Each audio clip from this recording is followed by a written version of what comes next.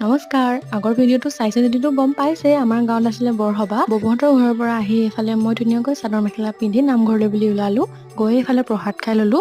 আজি আকৌ আমাৰ মেট্ৰিক আৰু হায়াৰ ছেকেণ্ডেৰী ছাত্ৰ ছাত্ৰীসকলক সম্বৰ্ধনা জনোৱা হৈছিলে নামঘৰত, আৰু মোৰ লগতে মোৰ সহপাঠীসকল আৰু ভাইটি ভণ্টিসকলকো ধুনীয়াকৈ সম্বৰ্ধনা জনালে।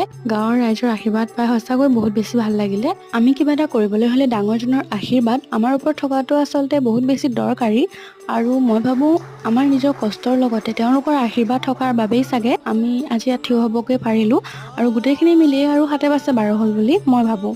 বহুতৰে হয়তো ৰিজাল্ট ভবামতে হোৱা নাই বা তেওঁলোকে পৰীক্ষাত উত্তীৰ্ণ হ'ব পৰা নাই, কিন্তু ডোণ্ট ৱৰি, তোমালোকেও চেষ্টা কৰি যোৱা, তোমালোকৰো ভাল হ'ব। এইবোৰ হৈছে মাত্ৰ কিছুমান পৰীক্ষা, যিবোৰত উত্তীৰ্ণ হ'ব নোৱাৰাৰ অৰ্থ এইটো নহয় যে তোমালোকে জীৱনত একো কৰিব নোৱাৰিবা।